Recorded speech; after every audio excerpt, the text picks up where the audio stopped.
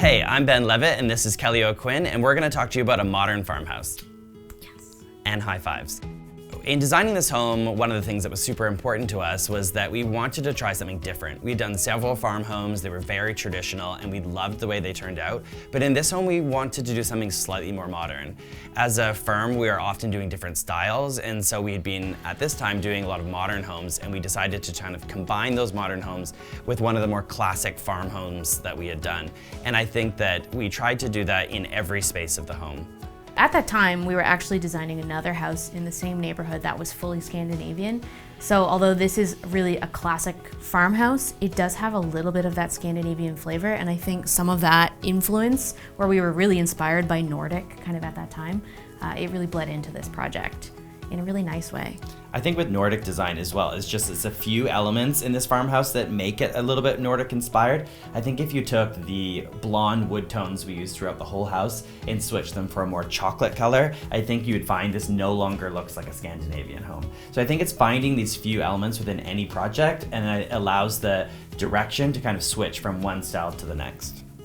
The kitchen is a real combination of modern and farmhouse, and something that pushes it towards farmhouse a little bit is the lighting over the island.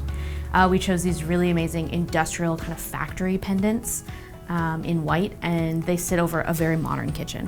One thing we really wanted to stick with in this house is the ideal of, if you have a backsplash, don't make it boring. So in both of the kitchens, we used really fun tiles. In the main kitchen, we have this awesome black backsplash that is in a herringbone pattern, and then in the second kitchen, we used an awesome patterned encaustic concrete tile.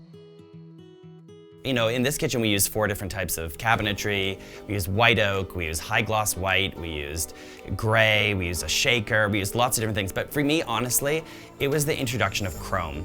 I felt like it should have been matte black or should have been gold if we were doing a classic kind of Scandinavian style. But I felt like incorporating chrome into the home made it feel a little bit more modern. And I do know that matte black is a bit trendy, and I feel like that the chrome is something that gives it a little bit more of a classic farmhouse feel. Often when people come into our office, one of the things that they bring up is that they want their home to have a great room. And they want an open concept space where the family can kind of gather and kind of all be together.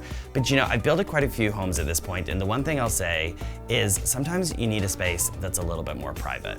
And with these homes that are super big and super expansive and have very few interior walls, I would say the one issue is that there's no space to honestly go and gossip or to chat on the phone or talk about secret bank accounts in Switzerland. There's just nowhere to talk about these things. And so in this house, what me and Kelly really wanted to do was create not a front living room or a front great room. We wanted to create a front sitting room, a place to chit chat. It's separated from the dining room. It's a little bit separated from the kitchen. We wanted it to be a little bit more of an intimate space. We then wanted to as well make the space feel a little bit more cozy and organic, and so we added fireplaces and chandeliers and different things to make it feel cozy and still entertaining.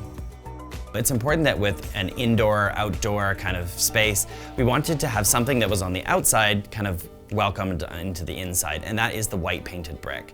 The facade of the home is white painted brick, and so we decided to clad the interior wall with a similar product. I think that when you have something like that, like a classic white painted brick, to juxtapose it with really modern artwork and a very classic bench, it really sets the mood for what the rest of the house is going to be like. It's going to be not what you're expecting, it's going to be really fun, it's going to be young, it's going to be fresh, and at the baseline, it's going to be a traditional farmhouse.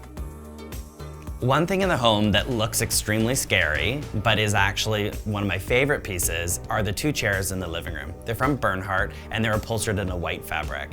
We used a Robert Allen fabric that's extremely durable, so that despite the fact that their chairs are white and may inevitably get dirty, they're able to be cleaned time and time again without the fabric wearing out. I think it's important if you want lighter colored furniture, but you have kids, to make sure that it's extremely durable, because it's not just about setting up the home and taking photos and a video, it's really about living in the space, and I think using durable fabrics really takes the stress away of living in your home. One of my favorite spaces is maybe not so expected. It's actually the mudroom and laundry room area. People don't always have a lot of fun in their laundry room with design, but we decided to do something a little bit outside of the box in this room. So Keeping with the farmhouse element, we used an oversized farmhouse sink. So it's actually like a pedestal sink with 4 legs and it's 48 inches wide. It's amazing. And then we paired that with this really modern backsplash that went floor to ceiling in a white chevron. In the master bathroom, we used at least 9 different textures. We used concrete countertops, we used marble sinks, a 2-tone cabinet, black wood floors, shiplap ceilings, a stainless steel bathtub. I could keep going. But all in all, the room still looked very serene and beautiful in the end. It didn't seem overly busy, and that's because we mixed texture, but we didn't mix a lot of color and contrast in that room. I think color for the home is so important. Even if the home is full of neutral tones, it still has to be the perfect tone.